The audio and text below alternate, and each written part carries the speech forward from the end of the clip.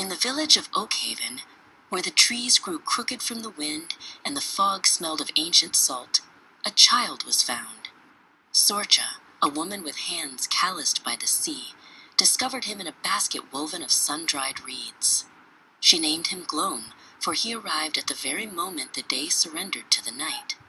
He was a beautiful, pale thing, but from the moment she lifted him, Sorcha felt a chill that had nothing to do with the evening air. As the weeks turned into months, the village began to whisper. Gloam was a silent babe.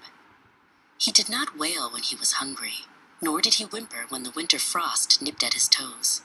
He simply watched the world with eyes the color of polished amber. Sorcha would rock him by the hearth, singing songs of the deep sea, but Gloam never made a sound. He was like a hollow bell, waiting for a wind that never blew. One afternoon, while the sun sat high and fierce in the sky, Sorcha noticed something that made her heart stumble. As Gloam sat on the wooden floor playing with a smooth river stone, the sunlight poured through the open door, illuminating every grain of dust. But beneath the boy there was only light. No dark shape stretched across the floorboards. No silhouette followed his movements. Gloam cast no shadow at all.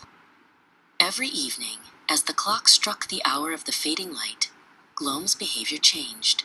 He would crawl, and later crawl-walk, to the western window. He would press his small, cold forehead against the glass, his gaze locked onto the horizon. He wouldn't eat, he wouldn't play, and he wouldn't turn away. He watched the sun sink with a hunger that seemed to pull the very heat from the room. Wick, the village watcher, came to the house one evening. He was an old man who carried a staff topped with a dim, encased flame. He had seen many strange things in the Oakhaven mists, but he stayed a safe distance from the boy. "He isn't looking at the sun, Sorcha," Wick whispered, his voice like dry leaves. "He's waiting for it. There is a hole in him where a soul should be, and he's trying to fill it with fire." Wick walked closer to the window, his boots creaking on the floor. He leaned down to look into Gloam's eyes. He saw no reflection of the room, no reflection of himself. Instead, he saw the entire horizon captured in those amber orbs. The burning red orb of the sun was sinking into the boy's pupils as if falling into a deep, dark well. Gloam did not blink, even as the light became blinding. "He is a sun thief," the villagers began to say, keeping their own children indoors. They noticed the sunsets were getting longer, the colors more violent and bruised, as if the sky were bleeding out. Sorcha ignored them, wrapping Gloam in blankets of thick wool, trying to keep him tethered to the earth. She feared that if she let go, the boy would simply drift upward and dissolve into the fading light. As Gloam grew, his skin took on a strange, translucent quality, like fine porcelain held up to a candle. He never spoke a word, but sometimes, when the sun finally dipped below the world's edge, he would let out a long, shuddering sigh that sounded like the dying embers of a bonfire. He grew thinner and lighter, until Sorcha felt she was holding nothing but a bundle of dry sticks and evening dreams.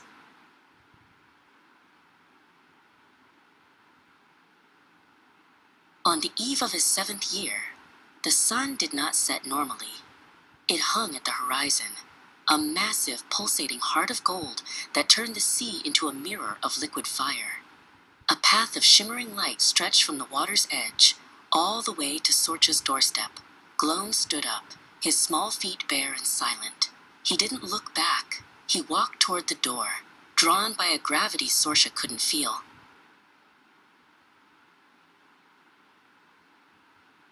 Sorcha ran to the threshold, her hand catching his small, cold wrist. "Gloam, please," she cried. Behind her, the village was a blur of shadows. The air hummed with a low, vibrating note, like a giant bell had been struck beneath the earth. The boy finally turned his head to look at her, his amber eyes now filled with the roar of the sun.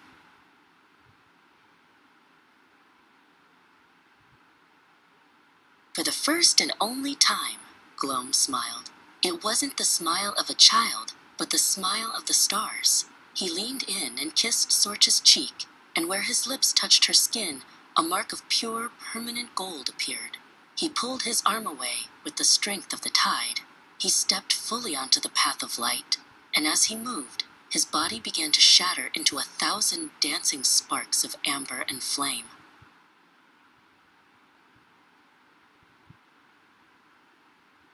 The sun finally sank, and for a moment, the world was darker than it had ever been.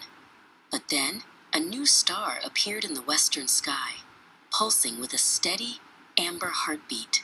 Gloam was gone, but the shadows in Oakhaven returned, longer and deeper than before.